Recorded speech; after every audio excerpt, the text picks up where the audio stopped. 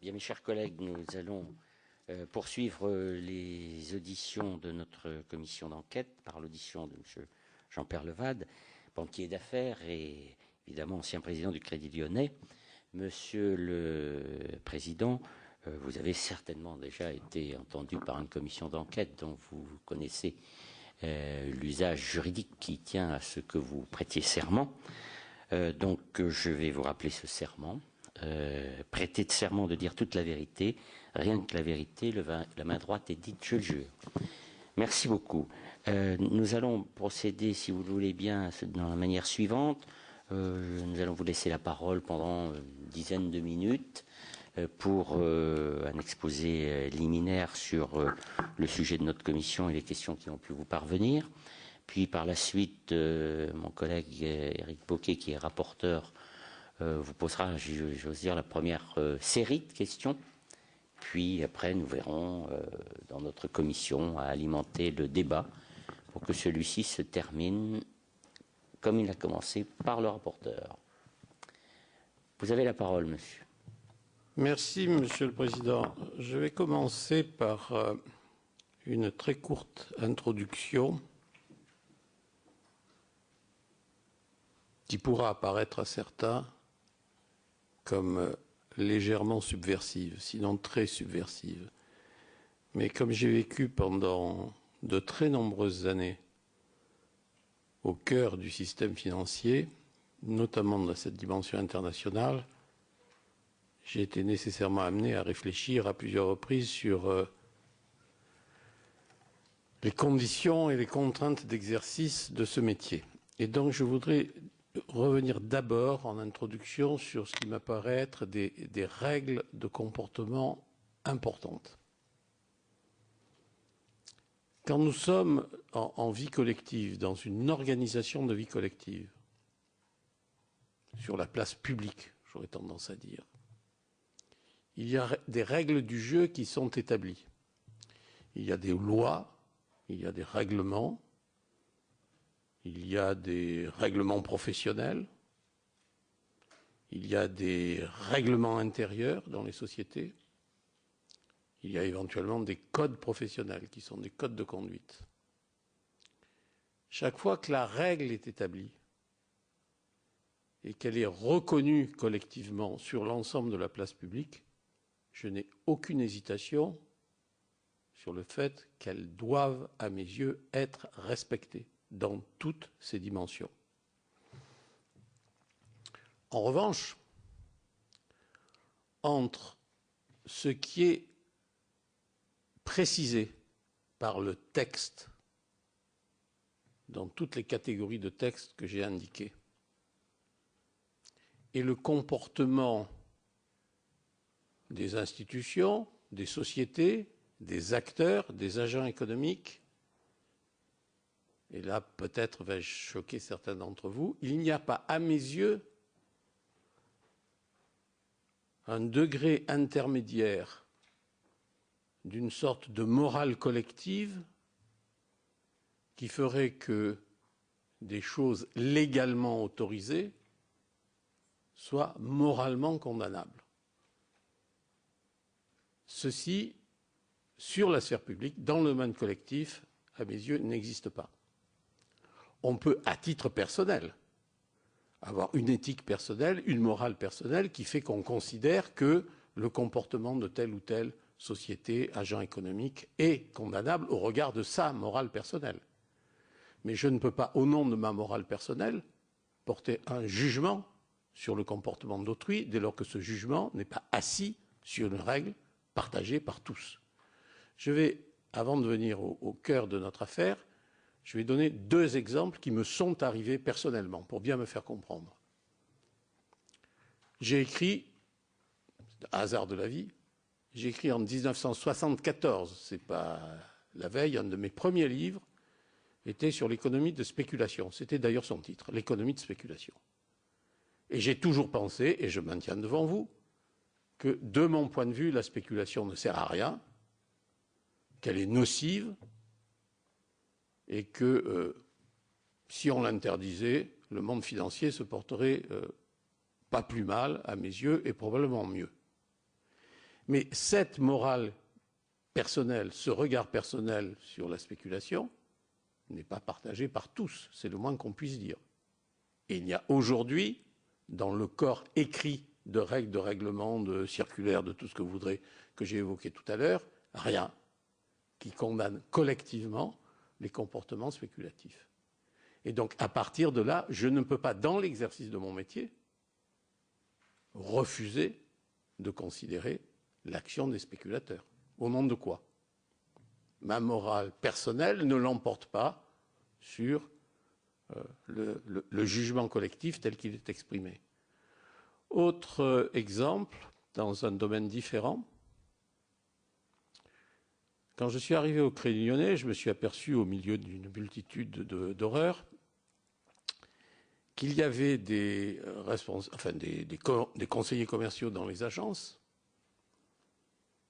qui faisaient de la relation commerciale de manière très efficace, en particulier chez les personnes âgées, c'est très bien, en particulier chez les personnes très âgées, c'est toujours très bien, qui leur rendent des services, qui allaient chez elles pour leur faire signer les papiers, pour leur apporter leur chéquier, mais que leur dévouement était tel que par une sorte de hasard assez extraordinaire, certains d'entre eux, en proportion pas totalement négligeable, devenaient bénéficiaires d'assurance vie.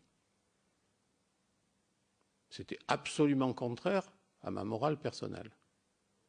J'ajoute que pour découvrir l'ampleur du mal, j'ai été obligé aussi de tourner légèrement les règles parce que je pense que j'ai croisé des fichiers d'une manière que la CNIL n'aurait pas nécessairement approuvée. Et je me suis aperçu que je ne pouvais pas sanctionner les personnes en question parce que rien dans le règlement intérieur ne me le permettait. Et donc, qu'est-ce que j'ai fait? J'ai changé le règlement intérieur, suivant les formalismes qui conduisent à changer un règlement. Donc, simplement pour insister que le sujet sur lequel vous m'auditionnez aujourd'hui est plein de ces zones intermédiaires où la morale individuelle pense une chose et où le jugement collectif en pense une autre. Et que ceci conduit nécessairement à des condamnations qui, pour partie, à mes yeux, sont fondées et pour partie, en l'état actuel des textes, ne le sont pas. Ayant dit ceci, je vais peut-être me rapprocher du sujet principal en disant un certain nombre d'horreurs, mais qui sont dans la droite ligne de ce que je viens de déclarer. Premièrement, un paradis fiscal, tant qu'on ne m'en donne pas la liste, je ne sais pas ce que c'est. Alors, cette liste n'est pas définie. Et donc, quand je suis président de banque et qu'on me dit les présidents de banques sérieuses ne doivent pas travailler dans des paradis fiscaux, je dis très bien, dites-moi où j'ai l'autorisation et où je n'ai pas l'autorisation. Deuxièmement, paradis fiscal, ça veut dire quoi? Ça veut dire en général plusieurs des caractéristiques suivantes, très différentes les unes des autres. Un, ça veut dire refus de la communication des données fiscales. C'est ce qui est le plus proche de l'expression paradis fiscal. Ça veut dire deux, niveau de fiscalité très bas. Mais les deux ne vont pas nécessairement ensemble. Vous pouvez avoir un niveau de fiscalité très bas et communication des données fiscales. Troisièmement, faible transparence. Quatrièmement, faible reconnaissance des règles de régulation communément acceptées dans un certain nombre d'autres pays. À nouveau, un paradis fiscal est caractérisé par l'un ou l'autre, ou l'un et l'autre de ces différents caractères. Si on les trie, si je puis dire, si on les prend les uns après les autres, le premier, l'encouragement à la fraude fiscale. Ça, dans ma morale personnelle, c'est absolument condamnable. Et je suis heureux de voir que le jugement collectif commence à le sanctionner également. J'ai toujours trouvé intolérable qu'un pays voisin de la France, le cas échéant, fabrique sa prospérité sur le viol de la souveraineté française. Ça a commencé, cette muraille a commencé à tomber au début des années 2000. Plus tôt que ce qu'on dit. Au début des années 2000, j'étais encore président du Crédit Lyonnais, 2001 ou 2002, et c'est tombé sur une initiative américaine. Les États-Unis, pour défendre leurs propres intérêts, ayant écrit à toutes les grandes banques de la planète sur le thème « Où vous nous communiquez le nom des résidents américains qui sont en compte chez vous, ou nous supprimerons votre licence d'exploitation aux États-Unis ». Ce qui est un argument qui, en général, fait réfléchir les gens. Donc je n'ai aucune hésitation. Dans ma morale personnelle, c'est absolument condamnable. Je constate que le jugement collectif est en train de s'aligner globalement. J'espère que ça se produira le plus vite possible. Je suis très content.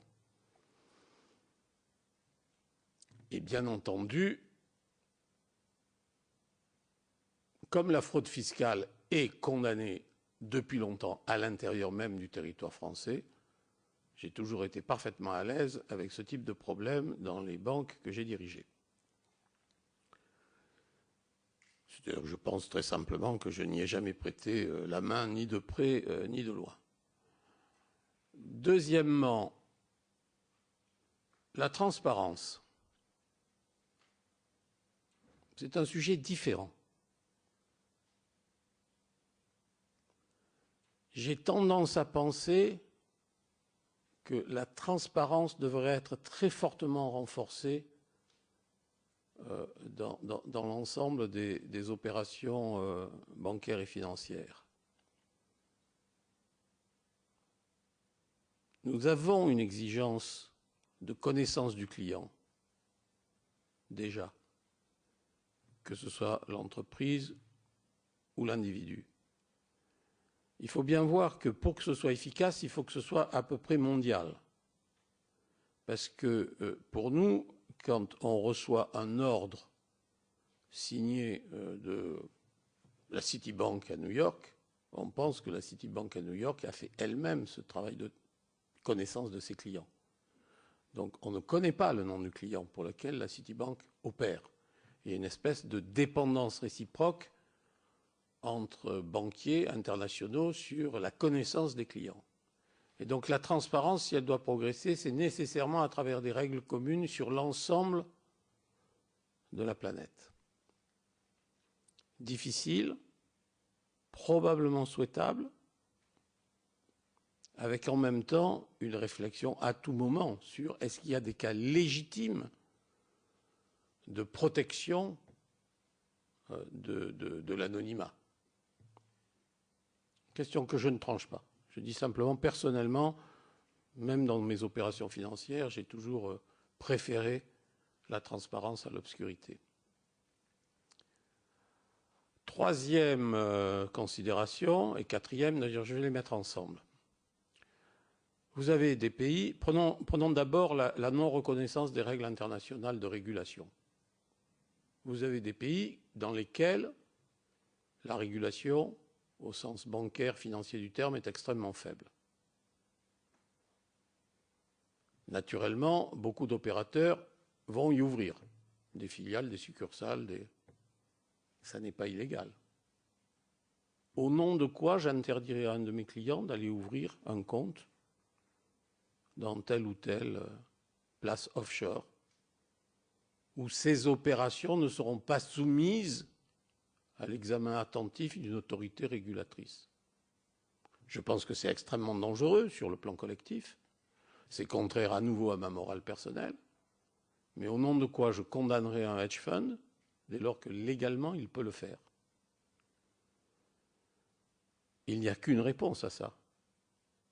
Si on veut vraiment ne pas avoir de point du territoire mondial sur lequel il y ait des zones de protection par rapport aux régulateurs, il faut interdire purement et simplement les transactions financières avec ces pays-là. À ce moment-là, il y aura un règlement explicite auquel tout le monde se pliera. Tant qu'il n'y a pas de règlement, de lois, de textes, tout ce que vous voudrez, il ne se passera rien. Et j'aurais tendance à faire la même remarque, et puis je m'arrêterai, après avoir peut-être choqué certains d'entre vous, je vais faire la même remarque sur le niveau de fiscalité. Je vois beaucoup parler en ce moment d'optimisation fiscale. Je sais ce que c'est. Je pense que c'est beaucoup plus important en volume que la fraude fiscale. Et quand je lis les interventions des uns ou des autres, les journaux, etc., il m'arrive de me dire que la fraude fiscale doit servir de paravent au problème de l'optimisation fiscale.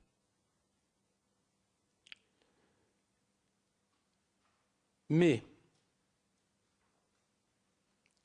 tant que les différences de fiscalité existent, au nom de quel jugement vous empêcherez des agents économiques d'essayer d'optimiser leur situation? Et donc mon point est, comme d'ailleurs ce que je viens de dire sur la régulation, si vous voulez lutter contre l'optimisation fiscale, il n'y a qu'un moyen, c'est de réduire les différences de fiscalité. Il n'y a qu'un moyen, c'est l'harmonisation fiscale. Et on est à nouveau en face d'une responsabilité explicite du politique. Ça n'est pas par des jugements moraux sur les individus ou les sociétés que vous arriverez à un résultat quelconque. Ça n'est pas en taxant davantage les sociétés ou les individus à l'endroit où il y a la capacité de le faire, sous prétexte que leur optimisation fiscale est abusive, que vous lutterez contre le mal. Parce qu'à la limite, si je sais que je paye 12,5% d'impôts sur le revenu en Irlande, en toute légalité, c'est parfaitement autorisé, ça a été approuvé par la Commission de Bruxelles, explicitement. Donc je suis un opérateur économique. Je profite de ces 12,5 pour aller mettre des structures qui me permettent de faire de l'optimisation fiscale. Vous me dites, vous, législateurs, c'est honteux. Ces structures n'ont pas d'existence réelle. Vous dépouillez le fisc français, c'est très mal. Je suis d'accord, c'est très mal. Je suis un citoyen aussi. Donc, je vais vous taxer davantage sur les flux que vous allez avoir avec l'Irlande pour empêcher ça. Très bien, vous faites ça. Il y a un moment où je dis, bon, ben, je vais déplacer mes opérations, purement et simplement. Qui l'empêchera? Et donc, simplement, pour souligner cette chose-là, il y a beaucoup des terrains dont on parle qui reposent sur la volonté politique. Cette volonté politique est nécessairement à caractère relativement international. Et, si vous me permettez, par cette dernière agression, quand il n'y a pas de vraie volonté politique, par pitié, ne faites pas de morale. Merci de m'avoir écouté. Merci, Monsieur le Président.